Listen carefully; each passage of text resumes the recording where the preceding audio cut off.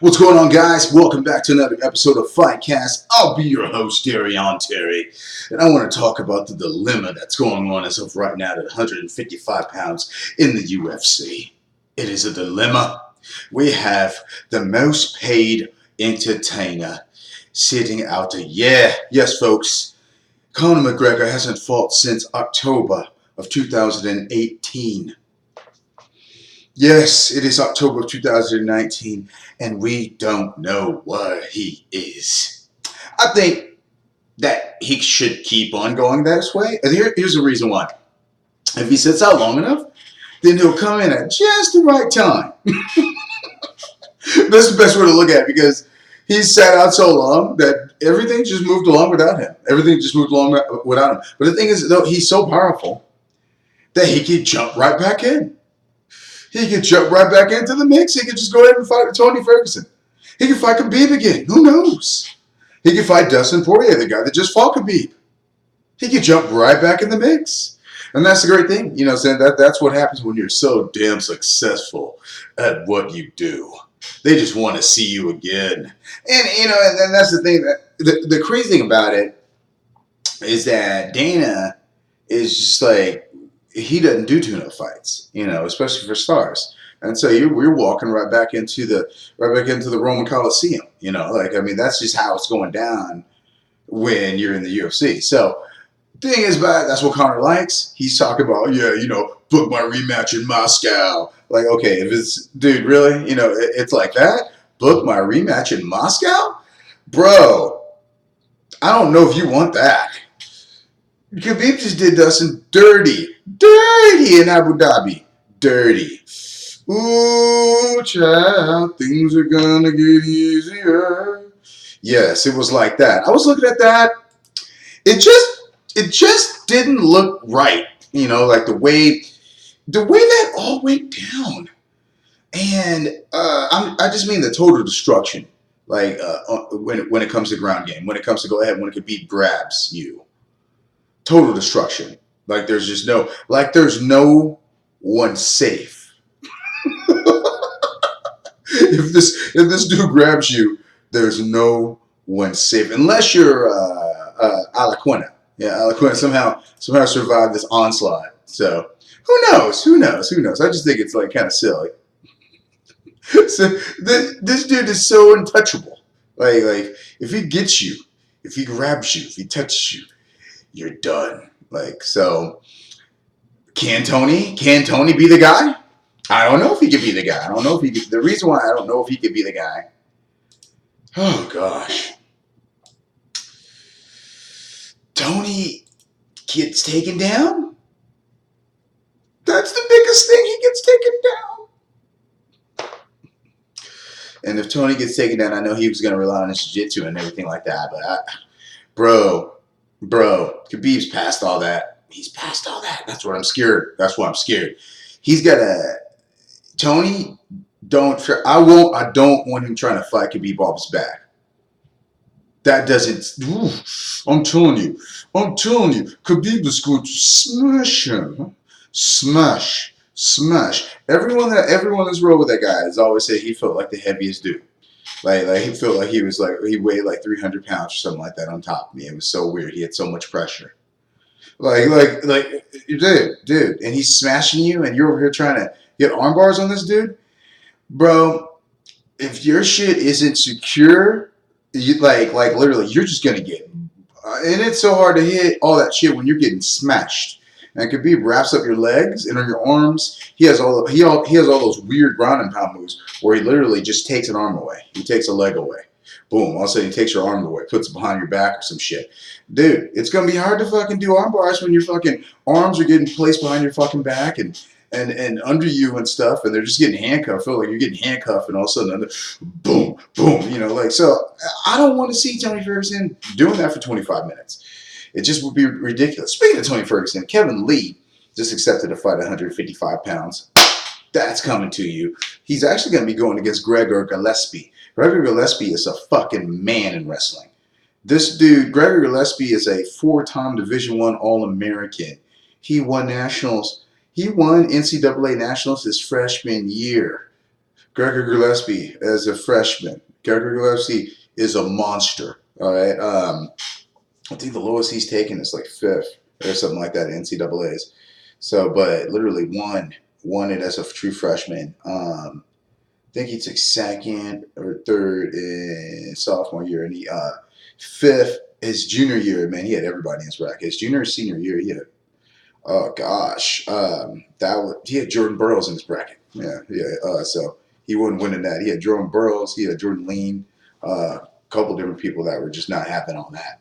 But yeah, the four-time Division I All-American, national champion as a freshman. That's who Kevin Lee's going to be going up against. So all that ground game is going to get nullified. so without ground game being there, all right. So then it's just going to come down to all right, who's the better striker? Who's the better former wrestler striker? Man, I don't know. I like Kevin. I like Kevin upstairs. I like Kevin for banging it out. He's gonna have to bang it out in this one. Yeah, and so I would like to see his true hands with this one. They're not bad. He doesn't have bad stand up. Kevin Lee just relies on wrestling mostly. Like he could have really good stand up if he wanted to. He usually just ends up just trying to beat people up though on the mat. So if he showcased that stand up more, we'd be able to see more of it. Against Rafael Dos Anjos, Kevin Lee was like just it was turned into a grappling match again. Yeah, so if he does stand up, if he keeps it standing and against Gregor Gillespie, that's his only chance. I'm gonna say that. I'm really gonna say that because literally, I've done this wrestling thing. I do this wrestling thing. I think that's his only chance is to try to beat him up on his feet. Now, if he rocks him in the third or the fourth round, it's only gonna be a 3-round fight. So he's gonna rock him hard like the third, like really hard. If he takes Greg Gillespie's back, I mean that speaks testimonies. That speaks volumes to his jiu-jitsu and wrestling. Now, I don't see that happening whatsoever. If it's Gregor has a steel fucking granite chin. Yeah, Gregor Gillespie has been in some brawls trying to get to where he is right now. He's been in some brawls, and so man, I think Gregor's hands are nice too. No lie, Gregor has knockouts on record now. So yeah, if it goes stand up, but I think if the wrestling comes into play, Gregor Gillespie is playing the biggest game right there. So don't do it. All right, yeah. So UFC, we got Israel Adesanya versus Robert Whittaker going ahead and coming back your way. So this is about to go ahead and be ridiculous. Let me take a gander at this. What I want to do is see how this fight's gonna play out, because it literally is one of those ordeals where it's like you don't know what's gonna happen. I don't know, because Robert Whittaker, we just haven't seen him in so long. I think that's the biggest thing. So we don't know exactly how to measure what we're gonna see in our next bout. He's been injured so many times, so many layoffs, and then you got this fresh cat, this new inventive dude. Israel Adesanya came in and within a year and a half has conquered almost the entire 185-pound division and just wiped it clean almost. I mean, he's here's the thing about it, like I can't wait to see this guy again. Israel's so impressive. That fool's so impressive. He's so impressive, and literally the things that he could do to people. Okay, I mean it's just ridiculous how he did Derek Brunson like that. I mean, literally, like that should not happen to Derek like that. Derek should not be getting knocked out like that fast. Okay, he just be doing people dirty, super duper dirty. Oh man, he was piecing Kelvin Gastelum up at the end of the fifth round. Boom, boom, Kelvin just dropped. Literally, man, lots of good stuff from him. I think that he's one of the best in the world. I think that he could beat Robert Whittaker. I really do. I think that he could just chip away at him. And Robert does not touch him. He's just really good at stand up. He's like 60-0 in kickboxing. He was a monster in kickboxing. Like, and so he's just a whole new guy, and he's got his whole new style. So I say it's going to be a great fight. I'm for a good fight. I got Israel though in the end. That's my homie. But Robert, I don't mind him whatsoever. I hope he actually does well. But he might get his ass beat though. I mean, like these are the facts. So yeah, these are the facts. So, but going into the card just a little bit deeper. Let me look into this. I believe I was waiting on my loading. And you know what's so crazy too? The baddest motherfucker title. And how it's so like, okay, yeah, I mean, we got Game Bread, Jorge Masvidal over here, Nate Diaz. And what's so crazy, like, okay, it's the baddest motherfucker title. And then finally, Kobe Covington comes together with Cameron Usman. That's fucking redonkulous. That needed to go down, all right? And that's coming together in December. I want the winner of the baddest motherfuckers title, to go ahead and fight that winner, okay? And that would be great. All right, so we got either Jorge Masvidal or Nate Diaz versus a Kamaru Usman or a Kobe Covington. All right, so you basically got wrestlers versus non-wrestlers, wrestlers versus strikers. So it's pretty much like that. So I'm for both, man. I like both styles. Dan Hooker versus Alaquina on the same card. Alaquina, man, he's got to watch out for all that crazy ass fucking ninjutsu. Oh, man, Dan Hooker is a beast, bro. That knockout over James Vick, he did him so dirty so fast. Man, he looked like he was, I'm ready to go. And also, you got Alaquina coming out here, man. I'm telling you, Alaquina is hard as fuck. But Dan Hooker's so tricky, man. His Muay Thai is redonkulous. All right, so we got Sergey Spivak versus Tai Tuivasa. Tai Tuivasa, that's the heavyweight that's making his way back up. 10-2 versus Sergey Spivak, 9-1. Luke Jimune versus Diego Lima. Diego Lima was on the show. 14-7 versus Jorgen De Castro, Justin Tafa. Jorgen De Castro versus Justin Tafa. Jorgen De Castro, 5-0. Justin Tafa is 3-0. So that's actually, battle of the undefeated right there. We were looking at the prelims before, and they didn't have like cray names on there. There's good names on here. Megan Anderson versus Zahara Fernández dos Santos, and I don't think a lot of people know of Zahara Fernández dos Santos right now. But yeah, she's 6-2. Megan Anderson is 8-4. I know Meg Anderson she needs to get some dubs. She needs to get some dubs because that would be. Oh, yeah, 2 in a row that she has lost. The last one, she lost to that Invicta World Champion. Yeah, that girl was like just brought out the wrestling. But yeah. So that's something that she really wants to do. Zahara Fernández dos Santos, 5'10", 145 pounds. So she's tall she's from France. She's tall.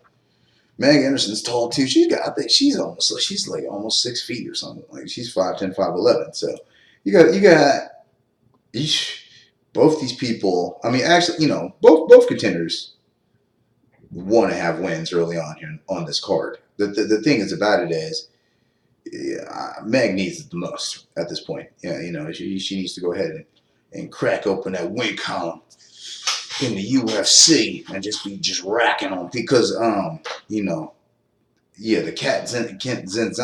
Canzano thing didn't fare too well, so they want to have that. She need that real win where she just shit, you're done.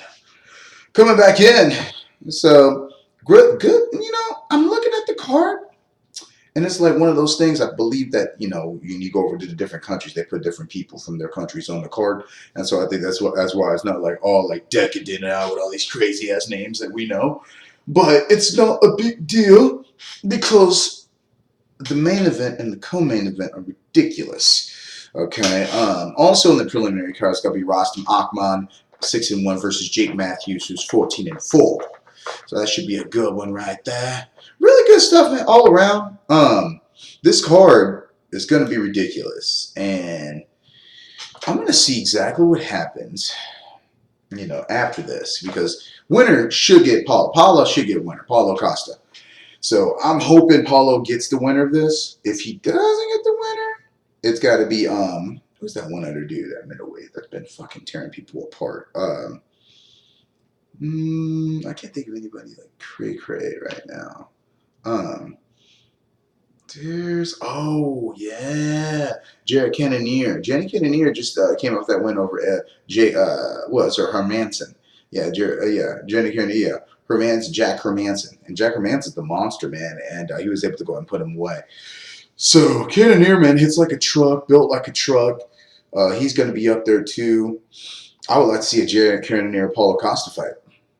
Jared Cannonier. Yeah, comment below if you'd like to see a Jared Cannonier Paulo Costa fight. I think that would be awesome. And then after that, winner gets whoever wins against Israel Adesanya and Robert Whittaker. Or they just go ahead and give Paulo Costa the winner. Jared Cannonier waits. And then, any of these options. But I'm just saying, since Jared Cannonier and Paulo Costa gotta wait to see what happens between Robert Whittaker and Israel Adesanya, we might as well go ahead and see that fight too now, because he's got done. Paula's healed up. He's probably healed up now. He's got done with Yoel Romero. Maybe he'll be healed up soon. That's a big old Yoel. But if that can come into fruition in January or December, it's only October, November, December. Okay, or you can do January. Yeah, and that would be epic. I just think that could be done. It could be done. December 14th card. Who knows? Something like that. Like, that could be done.